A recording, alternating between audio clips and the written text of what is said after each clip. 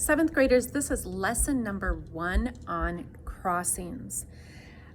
In crossings, this song has a lot of string crossings. And to do string crossings quickly, there is a technique we have to learn. Now, before we learn this technique, I want you to, first of all, play notes with one bow, 2 strings at a time. So set your bow on the D and the A string, wherever that is, and practice playing these 2 notes relaxed together. All it requires is that you tip to the right angle.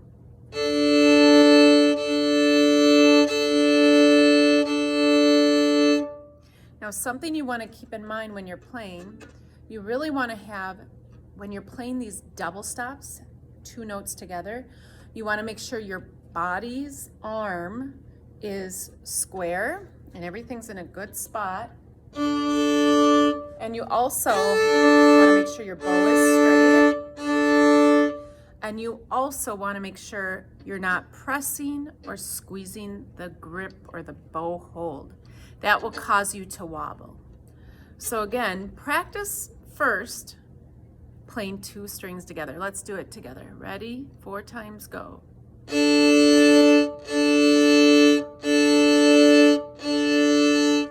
Let's tip to the G. Notice the level changes. Play these 2 strings together.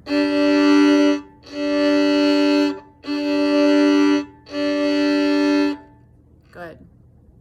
So now we're going to talk about the technique of crossing the string. When you cross the string with separate bows, you want to identify, first of all, which 2 strings you're crossing to. And you want to think about the arc of the bridge.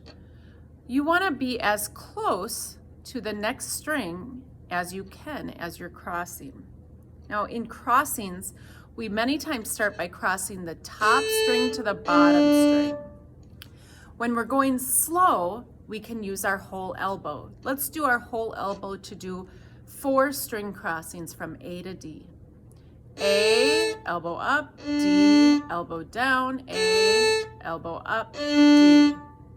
Now this works fine when you're in a slow tempo, but in a fast tempo, the technique has to change. Instead of lifting the arm, we need to create a motion with the wrist. So we want to kind of do this kind of motion. See that motion? My wrist is bending. Practice doing this slowly. And again, you're not quite playing 2 together, but you're not super far from doing that.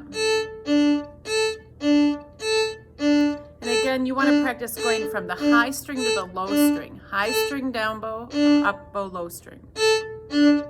Join me, we're going to do this for a while. Just that wrist, even I have to practice it. Nice and easy, relaxed. So practice crossing the strings with just the open strings themselves. And if you can't play 2 strings together, you might not be able to do the separate crossings because it's really important that your hand is relaxed. And the only way to play double stops is with a relaxed hand. So check your bow hold. If you're struggling, think about those things that Miss Vanderstappen and I explained to you, like curving your bow thumb. That's super important. Relaxing the pinky on top and letting the weight of the bow sink into the string.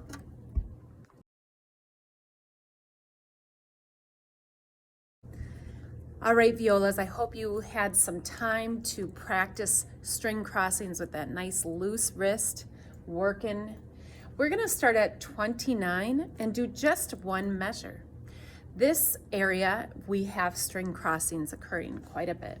And we're going from F sharp to D to first finger A to D again. When you do string crossings that are fast, you wanna make sure you put your bow in the middle. You don't wanna start down here, you won't wanna start up here. That's a lot. So right in the middle. Let's take measure 29 only and practice that wrist flexibility. 1 and 2, 29. Ready? Here we go.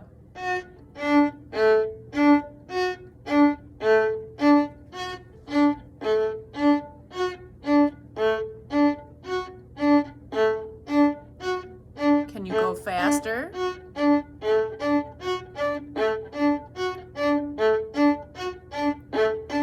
Your bow has to, tip exactly at the right time. Tip, tip. And nice relaxed. So keep practicing this measure and it'll really help you get good at this song, Crossings.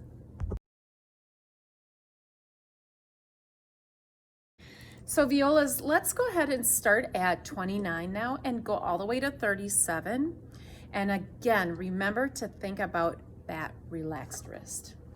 Here we go. 1 and 2 and ready and play, go.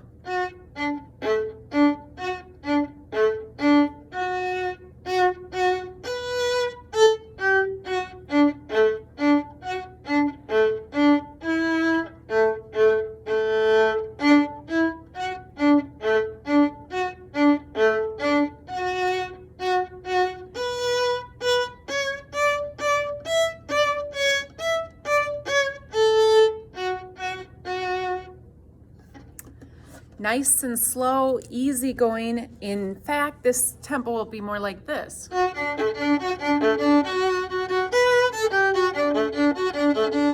And you're just nice and light.